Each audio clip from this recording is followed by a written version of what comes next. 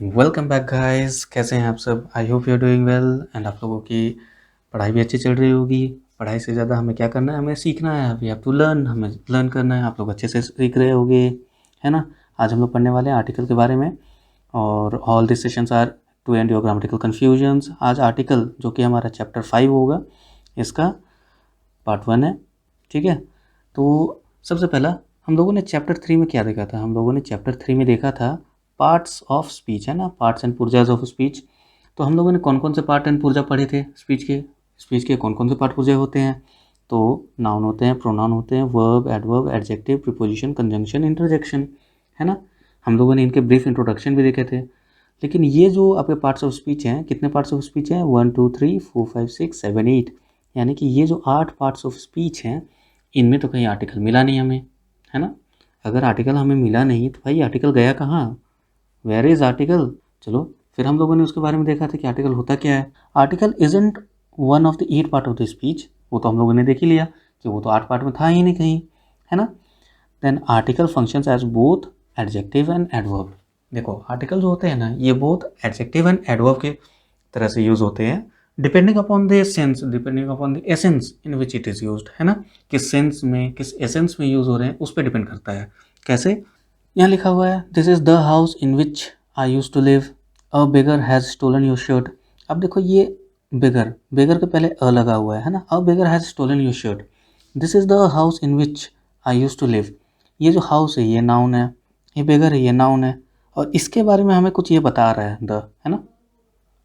ये जो आपको बेगर है इसके बारे में कुछ बता रहा है है ना, कि किसी भी नाउन का जो कुछ क्वालिटी बताए या फिर नाउन को मॉडिफाई करे, कुछ भी, कुछ भी अगर कोई वर्ड किसी नाउन के बारे में बताए तो उसे हम क्या बोलते हैं?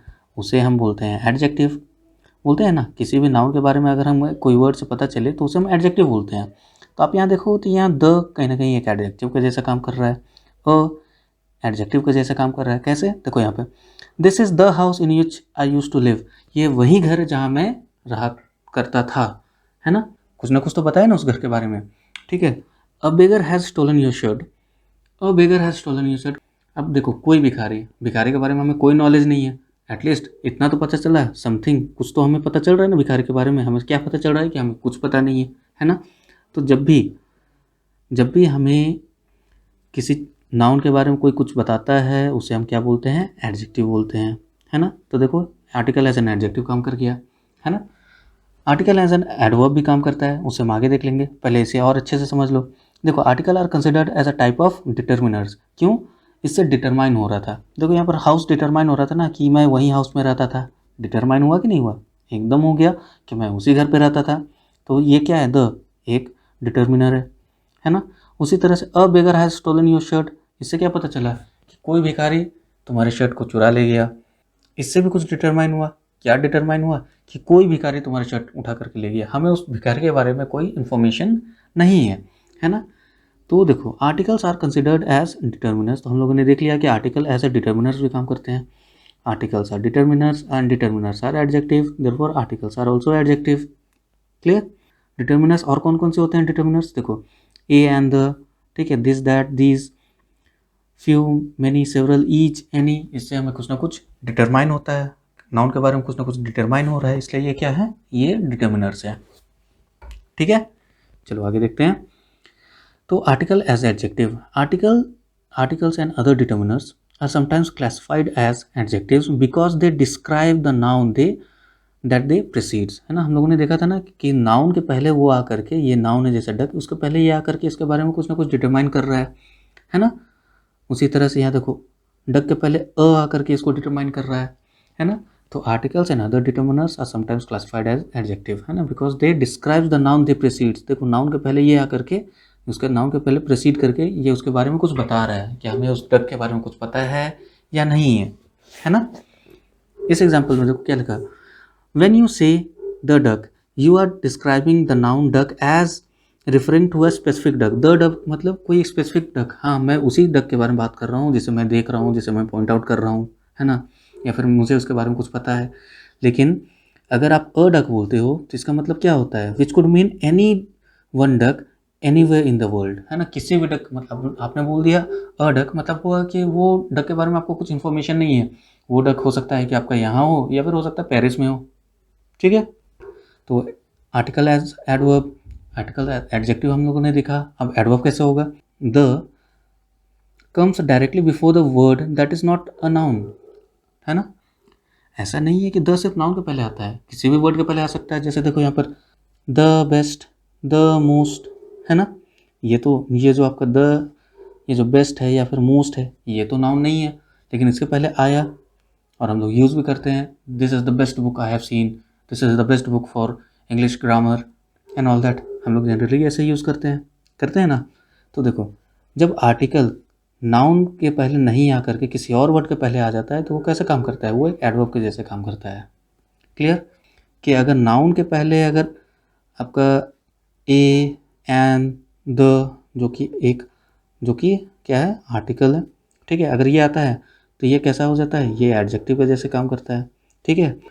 लेकिन अगर नाउन नहीं है, उसके पहले अगर आपका जो भी, अगर आपका ए, एन या द, कुछ भी आर्टिकल के पहले कुछ भी आर्टिकल आ जाता है तो वो कैसे काम करेगा? वो एक एडवर्ब के जैसे काम करता है। समझ में आ रहा है? एक एग्जांपल देख लेते हैं। जैसे यहाँ पे क्या लिखा हुआ है, Rang De Basanti was the most influential cinematic work created at the time of its release. Most के पहले क्या आ गया? द आ गया, है ना। तो ये किसको मॉडिफाई कर रहा है? ये किसके बारे में बता रही है? मोस्ट के बारे में बता रहा है। मोस्ट तो नाउन है नहीं। मोस्ट नाउन है क्या? बिल्कुल नहीं है, वो नाउन तो है नहीं। तो अगर आपका आर्टिकल किसी नाउन के पहले ना आकर के किसी और वर्ड के पहले आ जाए तो कैसे काम करता है?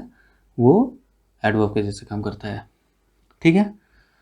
तो ये सब तो हम लोगों ने पहले ही कवर कर लिया है। ये सब मैंने तो पुराने स्लाइड से लिया था, जो कि हम लोगों ने क्लास 3 में कवर किया था, बहुत अच्छे से कवर किया था, है ना। तो ये सब तो हो गई पुरानी बातें। तो अब नया क्या है? नया देखो क्या है। तो आगे ये है कि अभी जो आपका आर्टिकल का जो सुपरमैन है ना, आर्टिकल का जो सुपरमैन है, ये कुछ ऐसा है अभी, ठीक है। आर्टिकल का सुपरमैन कुछ ऐसा है अभी। ये क्लास ख़त्म करने के बाद, ठीक है, ये जो पूरा सेशन है हमारा आर्टिकल का, ये पूरा कंप्लीट होने के बाद आपका जो आर्टिकल का नॉलेज है वो इस तरह से हो जाएगा। मतलब आपका आर्टिकल का जो सुपरमैन है कुछ इस तरह से दिखेगा। तो आपको कौन सा पसंद है, लेफ़्ट या राइट? मुझे तो राइट वाला पसंद है ना। अब देख लो आपको कौन सा पसंद है। आई होप आपको भी राइट वाला ही पसंद हो। तो आगे क्या है? सरप्राइज़। सरप्राइज़ क्या है? तो हमारा ये जो सेशन है इसमें मैंने कुछ वैल्यू एडिशन किया है, ठीक है। क्या वैल्यू एडिशन है? That is vocabulary. आज से हम लोग रोज़ एक वर्ड डिस्कस करेंगे, उस वर्ड के बारे में जानेंगे अच्छे से, उसके बारे में समझेंगे और ऐसा समझेंगे कि वो हमेशा के लिए याद हो जाए, ठीक है। तो सबसे पहला क्या है? एबिस। एबिस होता क्या है? देखो, a very deep hole that seems to have no bottom. तो इसका मतलब क्या है? बहुत गहरा गड्ढा, बहुत गहरा गड्ढा जिसका आपको नीचे का जो बॉटम पार्ट है वो दिखाई ही ना दे। जैसे पाताल बोलते हैं ना, पाताल लोक, वो कहाँ है पता ही नहीं, वो कितने नीचे है पता ही नहीं है ना। तो होता है एबिस। तो एबिस को हम यूज़ कैसे करते हैं? सिंपली बोलो, I was walking and suddenly I realize that I was in the blink of abyss, है ना। मैं कहीं गिरने ही वाला था, ठीक है। कुछ और अच्छे एग्जाम्पल्स हो जाएंगे, जैसे the unemployment is making more and more youth to fall into the abyss of despair, है ना। मतलब ये जो अनएम्प्लॉयमेंट है, बेरोज़गारी है, ये लोगों को एक मतलब कि ऐसे खाई में ढकेल दे रहा है जहाँ कोई उम्मीद की कोई किरण नज़र नहीं आ रही हो, है ना।